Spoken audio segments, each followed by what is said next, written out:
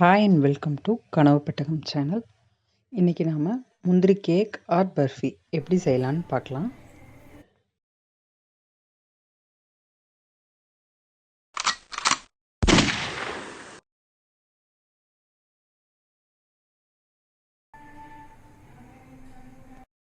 நாம் முந்திரி கேக் செய்யறதுக்கு ஒரு டம்ளர் முந்திரி எடுத்துக்கலாம். நான் இந்த டம்ளரில் ஒரு டம்ளர் எடுத்திருக்கேன். இந்த முந்திரியை ஒரு 2 hours நம்ம ஊற வச்சுக்கலாம். நார்மல் வாட்டரில் ஒரு 2 மணி நேரம் ஊற வச்சுக்கலாம். இப்போது ஒரு கடாயில் நல்ல அடிகனமான பாத்திரம் எடுத்துக்கோங்க. நாம் எந்த கப்பில் மெஷர்மெண்ட் எடுத்தோமோ முந்திரி, அதே கப்பில் 2 கப் சுகர் எடுத்துருக்கேங்க.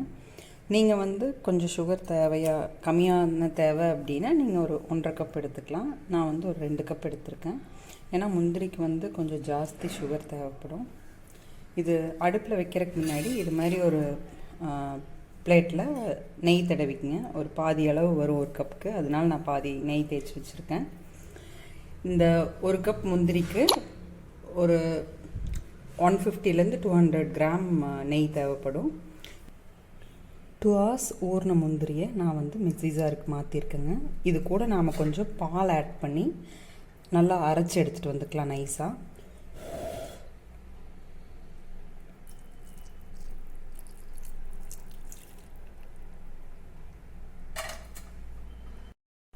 நல்லா பேஸ்ட்டாக அரைச்சிட்டு வந்தாச்சுங்க. இதை நாம் இந்த சுகர் கூட இருக்க கடாயில் ஆட் பண்ணிக்கலாம். இது ஜாதிக்காய்.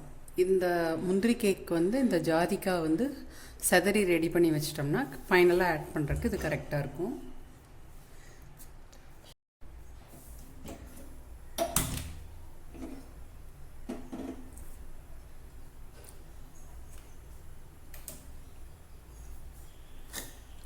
இப்போ பார்த்தீங்கன்னா இந்த சர்க்கரை கூட நான் அந்த முந்திரி பேஸ்ட்டை ஆட் பண்ணிட்டேன். இதை நல்லா மிக்ஸ் பண்ணலாம். இதுக்கு எதுவுமே அந்த பதம், கம்பி பதம் அதெல்லாம் எதுவும் தேவையில்லை. நான் சொன்ன அந்த ஜாதிக்காய் இது மாதிரி நல்லா சீவி எடுத்திருக்கேன்.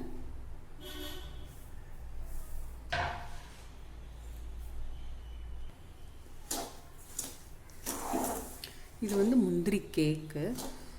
காஜு கத்லி பார்த்தீங்கன்னா அது வேறு மெத்தட், இது வேறு மெத்தட். காஜு கத்லி பார்த்திங்கன்னா முந்திரி ஊற வைக்காமல் அப்படியே அரைச்சி பதம் வச்சு நாம் செய்வோம்.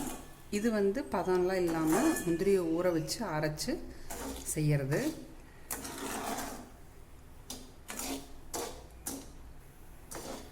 இப்போ பார்த்திங்கன்னா சுகர் கொஞ்சம் நல்லா அப்படியே மெல்ட் ஆகிடுச்சு. ஒவ்வொரு முந்திரி கொஞ்சம் அரைப்படாமல் இருக்குது. எனக்கு பிரச்சனை இல்லை, ஏன்னா கொஞ்சம் இந்த மாதிரி வந்ததுன்னா நாங்கள் லைக் பண்ணுவோம். உங்களுக்கு அது பிடிக்காது அப்படின்னா நீங்கள் நல்லா ஃபைன் பேஸ்ட்டாக அரைச்சி ஆட் பண்ணிக்கோங்க. நான் பார்த்தீங்கன்னா முந்திரியை வார்ம் வாட்டரில் தான் ஊற வச்சேன். நீங்கள் வேணும்னா பாலில் வேணாலும் முந்திரி ஒரு 2 மணி நேரம் ஊற வச்சுக்கலாம். அந்த பாலை அரைக்கிறதுக்கு யூஸ் பண்ணிக்கலாம். இந்த ஸ்வீட் ரெசிபி நீங்கள் கொஞ்சம் லோ ஃப்ளேம்லேயே தான் வச்சு கிளற மாதிரி இருக்கும். ஹை ஃப்ளேமில் வச்சிங்கன்னா அடி பிடிக்க ஆரம்பிச்சிடும். அப்புறம் இது பார்த்திங்கன்னா சுகருக்கு தண்ணியாக ஆட் பண்ண வேண்டியதில்லை. அப்படியே நாம் அந்த முந்திரி பேஸ்ட்டை போட்டு அப்படியே கிளறிட்டே இருக்க வேண்டியதுதான். இப்போ பார்த்திங்கன்னா நல்லா மெல்ட் ஆகி கொஞ்சம் அப்படியே கெட்டி ஆகிடுச்சு பேஸ்ட்டு. இப்போ நாம் நெய் ஆட் பண்ண ஆரம்பிச்சிடலாம்.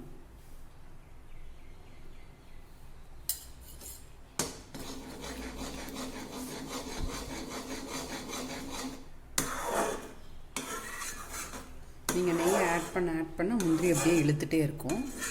நீங்கள் அந்த ஒரு கப் நெய்யை அப்படியே ஃபுல்லாக ஆட் பண்ணி கிளறிட்டே இருக்கணும்.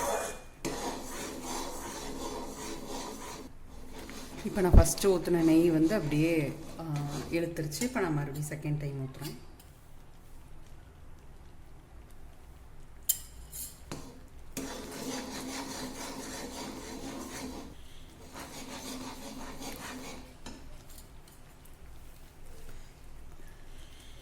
இப்போ அகைன் நான் மறுபடியும் ஆட் பண்ணுறேங்க.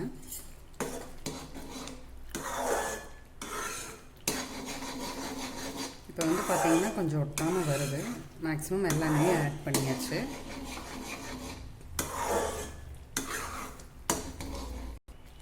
இப்போ வந்து பார்த்திங்கன்னா இந்த ஓரமெல்லாம் இப்படி தள்ளணும்னா ஒட்டாமல் வருது பாருங்கள். இதுதான் டைமு நம்ம ஸ்டவ்லேருந்து ரிமூவ் பண்ணுறதுக்கு.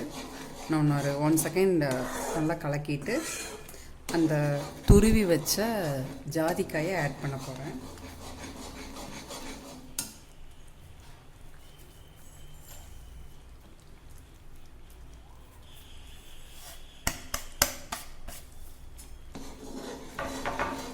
இது வந்து ஸ்மெல்லுக்கும் டேஸ்ட்டுக்கும் தான். ஏலக்காய் வேணாலும் நீங்கள் ஆட் பண்ணலாம்.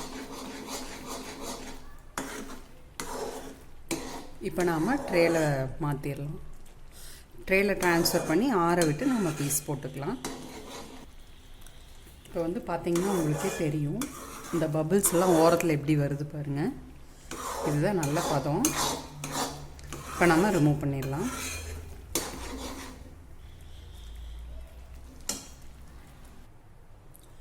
இப்போ நாம் இதில் ட்ரான்ஸ்ஃபர் பண்ணிடலாம்.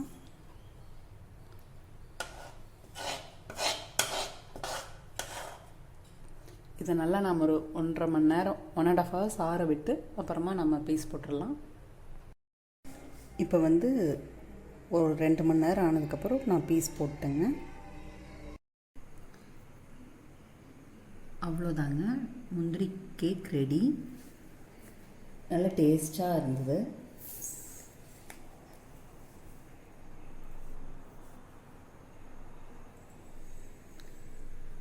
இது ட்ரை பண்ணி பார்த்துட்டு எப்படி இருந்ததுன்னு கமெண்ட் பண்ணுங்கள், ஷேர் பண்ணுங்கள், சப்ஸ்கிரைப் பண்ணுங்கள். உடலின் தேவையே நாவின் சுவை. தேங்க்யூ.